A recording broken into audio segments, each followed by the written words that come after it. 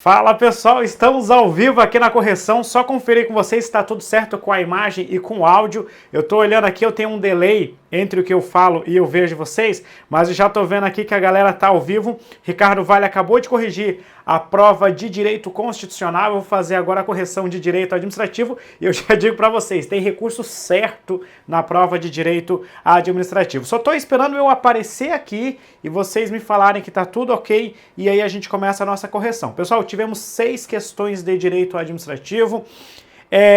Eu vejo 2 possibilidades de recurso nessa prova. Aqui eu vou fazer uma análise mais direta, objetiva da nossa prova e logo na sequência eu vou escrever um artigo lá no site do Estratégia de Concursos analisando especificamente esses recursos com indicação aqui das fontes e como que vocês podem apresentar o recurso. Tá tudo ok? Então vamos direto para o quadro, correção da questão 21 que fala assim, ó, a administração municipal instaurou um pregão para aquisição de imobiliário, a cuja sessão compareceram 6 interessados das 6 propostas apresentadas para viabilizar a escolha pela administração pública. Pessoal, olha só, essa questão aqui para mim ela não tem gabarito certo. Se a gente analisar o artigo 4º da Lei do Pregão, inciso 8, ele vai falar o seguinte: no curso da sessão, o autor da proposta, da oferta, de valor mais baixo e os das ofertas com os preços de até 10% superiores àquela poderão fazer novos lances verbais e sucessivos até a proclamação do vencedor. Pessoal, aqui ó, os 3 melhores colocados, entre os quais foi identificada a diferença de valores no intervalo de 2 a 7%, poderão fazer novos lances verbais sucessivos até a definição do vencedor, foi o gabarito da FCC, mas não tem isso, sinceramente, não tem isso em lugar nenhum da Lei 10.520. Não tem na Lei 10.520, não tem no Decreto 3.555, que regulamenta o pregão presencial, e também não tem no Decreto 5.450, que regulamenta o pregão eletrônico. Então essa questão não tem gabarito, não tem o que fazer, e por isso é uma questão... Desculpa, que no meu ponto de vista é recurso certo, não tem nem o que discutir nessa questão aqui. Só analisando então as demais alternativas, né? A letra A fala que todos os participantes poderão apresentar lances sucessivos, depende, né? Eles têm que estar até dentro do limite de 10%. Se fosse pregão eletrônico, no pregão eletrônico não existe esse limite de 10%. No pregão eletrônico, de fato, todo mundo poderia participar. Então, por isso, mas assim, a questão não definiu, ela falou pregão, e como no edital só tinha a Lei 10.520 para técnico administrativo, não tem o que a gente discutir, questãozinha que deverá ser anulada muito provavelmente. A letra B fala o primeiro e o segundo colocado, que vão poder participar, não é isso, né? Nós já sabemos que tem que observar a regra do 10%, ou então as 3 melhores propostas, é a regra do artigo 4º. A proposta de valor mais baixo será considerada vencedora, desde que seja a menor, em valor igual ou superior até 5% do orçamento referencial da administração. Não, por quê? Porque nós temos a fase de lances dentro do pregão, então por isso que está errado aqui. E a letra E fala assim, os participantes poderão apresentar um novo lance cada um. Tá errado, por quê? Porque não existe um limite de lances no pregão. Cada licitante que puder participar da fase de lances poderá ofertar quantos lances quiser até que seja escolhido o vencedor do pregão. Então, por isso, não tem gabarito correto, apesar de o gabarito ser a alternativa C, segundo a FCC. Então vamos avançar, né? A letra C fala assim, ó, os 3 melhores colocados, entre os quais foi identificada a diferença de valores no intervalo de 2 a 7%. Eu não consegui ver ali qual foi a aluna, falou, eu acho que isso aqui seria um exemplo, tá certo, 2 a 7 está dentro de 10%. Lógico que não faz o mínimo sentido. E se você tiver com 8%, se você tiver com 9%, se você tiver com 10%, você pode participar também da fase seguinte. Se você tiver com 1% de diferença, se você tiver empatado, você também pode participar da fase seguinte. Não faz o mínimo sentido esse gabarito. Não existe justificativa para a manutenção dele e por isso que a letra C está incorreta e o gabarito essa questão acaba não tendo gabarito. Vamos lá. Um servidor público recém-nomeado para cargo efetivo na administração direta foi convidado para representar o Brasil em conselho internacional situado no exterior com competência deliberativa em matéria comercial. O servidor, que conta com apenas 15 meses de cargo público, mas possui notório conhecimento na área, o que motivou o convite. Aqui, nós vamos estar falando aqui dessa situação aqui, ó, que lá no parágrafo 5º do artigo 20, o artigo 20 trata da situação do estágio probatório dos servidores públicos. E o artigo 20 ele vai falar pra gente o seguinte: o estágio probatório ficará suspenso, olha só, suspenso durante as licenças e os afastamentos previstos nos artigos 83, 84, parágrafo 1º, 86 e 96. E aí ele continua. E o artigo 96 trata do afastamento de servidor para servir em organismo internacional de que o Brasil participe ou com o qual coopere e dar-se-á com perda total da remuneração. Então, nesse nosso exemplo aqui, que o servidor está há 18 meses no serviço público e ocupa cargo de provimento efetivo, ele está cumprindo as regras do estágio probatório. E no caso de licença para servir em organismo internacional do qual o Brasil participe, nós temos aqui a situação da suspensão do estágio probatório. Então o gabarito aqui vai ser a alternativa E, que vai falar para a gente o seguinte: poderá ser afastado para desempenhar as suas funções no organismo internacional, operando-se a suspensão do estágio probatório, que voltará a transcorrer após o encerramento da representação no exterior. Então assim, não importa quanto tempo ele fique no exterior, né? Quando ele voltar, quando acabar a licença dele, começa a correr novamente o estágio probatório. O estágio probatório fica suspenso durante a licença do artigo 96, que é o que a gente está tratando aqui, por isso o gabarito é a alternativa E, e não tem muito o que discutir na questão 22.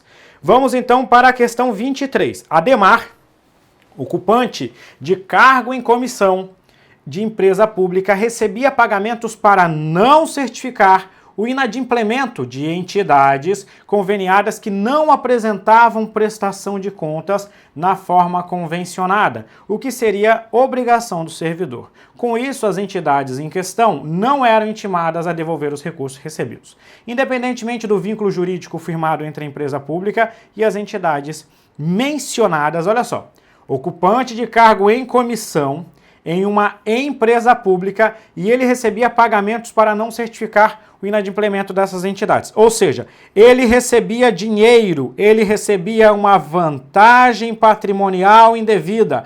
Essa vantagem patrimonial indevida aqui configura um ato de improbidade administrativa que importa enriquecimento ilícito. E agora é só a gente analisar as alternativas.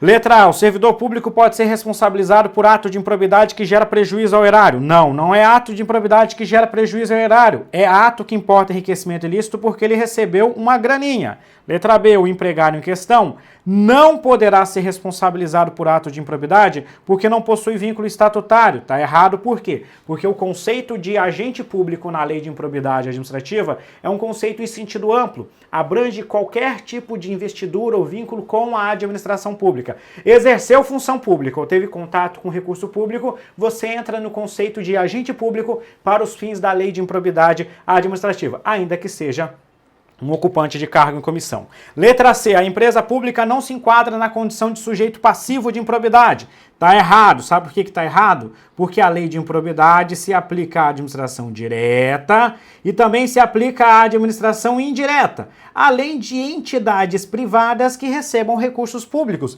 Empresa pública, como é a administração indireta, está dentro da jurisdição da lei de improbidade. D. Diante do comprovado enriquecimento ilícito do servidor, que intencionalmente deixou de emitir certidão declarando a inadimplência das entidades, resta tipificado, então, o nosso ato de improbidade administrativa e, por isso, o gabarito é a alternativa D. Letra E. O servidor não poderá ser processado por ato de improbidade que gera prejuízo ao erário, eis que descaracterizado o enriquecimento ilícito pelo fato de os recursos não advirem do Tesouro. Pessoal, se ele recebeu vantagem patrimonial, não importa se o dinheiro que ele está recebendo é do Tesouro ou não é do Tesouro. Gabarito, então, alternativa D, não tem o que discutir na questão 23. 24. Um particular que sofreu danos morais e materiais em razão de acidente de trânsito causado por agente público que estava conduzindo viatura pública durante o período de licença saúde. Letra A. Não pode demandar o servidor público diretamente para pleitear a indenização, considerando-se que, no momento do acidente, este não se enquadraria no conceito formal de agente público em razão do afastamento a que estava sujeito. Está errado aqui porque o que acontece? Quando a gente fala de conceito de agente público para fins de responsabilidade civil, a gente tem que falar assim, ó, um agente público na qualidade de agente público. Nesse momento em que ele está utilizando uma viatura pública, ainda que ele esteja de licença saúde, ele só tem aquela viatura, ele só está podendo dirigir aquela viatura pública naquele momento porque ele é um agente público. Então, ainda que naquele exato momento ele não esteja regularmente desempenhando as suas funções, ele é um agente público para os fins de responsabilidade civil do Estado. É um tema que é um pouquinho complicado da gente analisar em cada situação concreta. Eu até nem gosto muito quando as bancas acabam cobrando isso aqui, mas é isso. Ele, apesar de não estar exercendo regularmente a função pública, porque ele estava em licença de saúde, ele estava dirigindo uma viatura pública. Por isso que ele entra no conceito de agente público para fins de responsabilidade civil do Estado. Letra B, deve demandar o servidor em caráter pessoal e integral, tendo em vista que a este, além da responsabilidade civil que lhe imputa, agir em desacordo com as normas disciplinares. A regra aqui é que você não demande diretamente contra o servidor público, né? A regra aqui é que você demande diretamente contra o Estado, mas nós já vamos analisar uma alternativazinha que vai ser o gabarito da banca, que tem um detalhezinho meio perigoso. Letra C, deve representar o servidor por infração disciplinar, bem como seu superior hierárquico imediato em razão do desempenho de função pública em período de afastamento, somente após o que poderá haver apuração da responsabilidade civil. Pessoal, responsabilidade disciplinar é uma coisa, responsabilidade civil é outra. São instâncias independentes. A letra D, pode demandar diretamente o servidor público causador do acidente, que responde objetivamente. Não, a gente sempre tem o seguinte, o servidor, quando ele responde de forma subjetiva. Então, por isso que está errada a letra D. E sobra a letra E, que é o gabarito, but eu não concordo totalmente. A letra E fala assim, ó, pode demandar a administração pública para pleitear a indenização pelos danos sofridos, sem prejuízo de poder processar diretamente o servidor público, ainda que este estivesse exercendo as suas funções de forma irregular. O que a questão está nos dizendo aqui? A questão está dizendo que a pessoa, né, o terceiro, vou colocar assim, ó, o terceiro que sofreu o dano, ele pode escolher, segundo a questão, ele pode escolher mover a ação diretamente contra o Estado, no caso aqui a gente falou de administração pública, ou então mover a ação diretamente contra o servidor público. Pessoal, o que acontece? Existe uma divergência na doutrina sobre esse aspecto. O STF, ele defende o que a gente chama de teoria da dupla garantia. Então, para o STF, a ação de ressarcimento deverá ser interposta apenas contra o Estado, não pode ser movida contra o agente público. Para o STJ, o terceiro lesado pode escolher entre mover contra o Estado ou então mover contra o servidor público. Mover contra o Estado tem a vantagem, né, segundo o STJ, tem a vantagem para o terceiro lesado de ele conseguir obter o ressarcimento de forma objetiva, mas tem a desvantagem que vai receber mediante sistema de precatórios. Mover contra o agente público tem a vantagem de não se submeter ao sistema de precatórios, mas tem duas desvantagens. Primeiro, que daí terá que demonstrar a responsabilidade subjetiva do agente público, e a segunda desvantagem é que talvez o agente público não tenha dinheiro para fazer o ressarcimento. Segundo o STJ, a pessoa pode escolher o que ela achar melhor. Segundo o STF, não pode fazer a escolha. A banca, a FCC, seguiu o entendimento do STJ e por isso considerou a letra E como gabarito. Para mim, cabe recurso em virtude do entendimento da dupla garantia. E eu vou mais além. Nós estamos falando de um concurso público de âmbito federal. O servidor público se submete à Lei 812. A Lei 812 está no edital de vocês. E expressamente a Lei 812 fala que o servidor público responderá civilmente pelos danos contra terceiros mediante ação de regresso. Então, assim, a FCC, diante de uma divergência na doutrina e também diante de uma previsão expressa da Lei 812, não poderia contrariar o que a gente tem na jurisprudência, pelo menos ao meu ponto de vista. Então, para mim, questão passível também de recurso. Gabarito letra E da FCC, mas é mais uma questãozinha que nós vamos sugerir que vocês interponham recurso. Vamos avançar mais um pouco?